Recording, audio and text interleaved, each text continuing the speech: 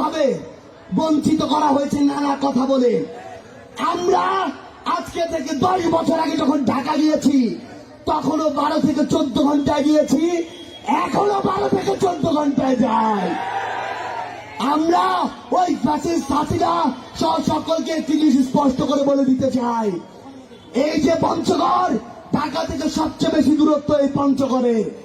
আপনার মন চাইলো আপনার কোন একজন মন্ত্রী চেঞ্জ হয়ে গেল আর আপনি এই পঞ্চগড়ে ট্রেনের জায়গায় এক একটি নসিমনের বগি দিয়ে দিবেন। আমরা আমাদের জায়গা থেকে স্পষ্ট করে বলি, যদি আজকের পর থেকে এই পঞ্চগড় নিয়ে কোন বৈষম্য হয় তাহলে বাংলাদেশ, ভারত, নেপাল, ভুটান এই 4 দেশের যে সীমান্ত, এই 4 দেশের যে গলা, এই 4 দেশের যে নিঃশ্বাস, এই 4 দেশের যে হৃৎপিণ্ড, সেই হৃৎপিণ্ড তেঁতুলিয়া বাংলা বাংলা আমরা চিরতরে বন্ধ করে দিব। একটা জিনিস মনে রাখবেন, সৃষ্টিকর্তা আমাদেরকে দেশের এক পাশ দিতে পারে, কিন্তু সৃষ্টিকর্তা আমাদেরকে গলা চেপে ধরার মতো একটি জায়গা দিয়েছে।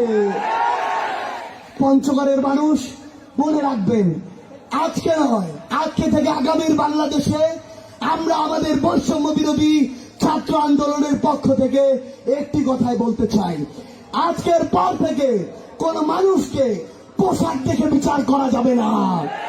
আজকের পর থেকে কোন মানুষকে দাড়ি টুপি দেখে বিশ্বাস মাজাজ করা যাবে না। আজকের পর থেকে কোন মানুষকে দল দেখে জাজ না করে তার কাজ দেখতে হবে। কেউ যদি অন্যায়কারী হয়, চাঁদাবাজ হয়, সিন্ডিকেট লালনকারী হয় কিংবা ক্ষমতার অপব্যবহারকারী হয়, সে যেই দলেরই হোক না কেন, তাকে সহ তার আশ্রয়দাতা, প্রশ্রয়দাতা সকলকে আইনের আওতায় এনে ওই কেরানীগঞ্জে পাঠাতে হবে। আমরা আমাদের জায়গা থেকে একটি কথা স্পষ্ট করে বলি, ঢাকা বিশ্ববিদ্যালয় থেকে শুরু করে ওই শাহবাগের উন্মুক্ত মঞ্চ কিংবা আজকে পঞ্চগড়ের এই উন্মুক্ত ময়দানে আমাদের ছাত্র জনতার যে স্পিরিট ছিল, যে স্পিরিট নিয়ে আমরা রাজপথে নেমেছিলাম, বুক পেতে দিয়েছিলাম, যে স্পিরিট নিয়ে এখন আমার অসংখ্য ভাই হাত কাটা, পা কাটা, চোখ নেই, কান নেই, অসংখ্য ভাইয়ের মুখ নেই, গুলিতে বিধ্বস্ত হয়ে হাসপাতালগুলো কাতরাচ্ছে, সেই স্পিরিটকে কি আমরা শেষ হতে দিব? একটি জিনিস মনে রাখবেন, শুধু এই ছাত্র জনতার হাজার শহীদের বিনিময়ে, হাজার প্রাণের বিনিময়ে যে স্বাধীনতা আমরা অর্জন করেছি, কোন কালো শকুন যদি সেই স্বাধীনতাকে যে কোনো রূপে আঁকড়ে ধরার, থাবা দেওয়ার চেষ্টা করে, তাহলে এই পঞ্চগড় থেকে শুরু করে পুরো বাংলাদেশের ছাত্র জনতা একসাথে সেই শকুনকে চিরে উপড়ে ফেলতে হবে। পরিশেষে এটুকুই বলবো, এই পঞ্চগড় বাংলাদেশের প্রথম আসন, এই পঞ্চগড় বাংলাদেশের 1 নম্বর আসন। এই পঞ্চগড় থেকে আগামীর রাজনীতিতে আমার সামনে বসে থাকা যারা আমাদের বোন রয়েছে, ভাই রয়েছে, তাদেরকে আমরা ওই সংসদে পলিসি মেকিং এর জন্য দেখতে চাই।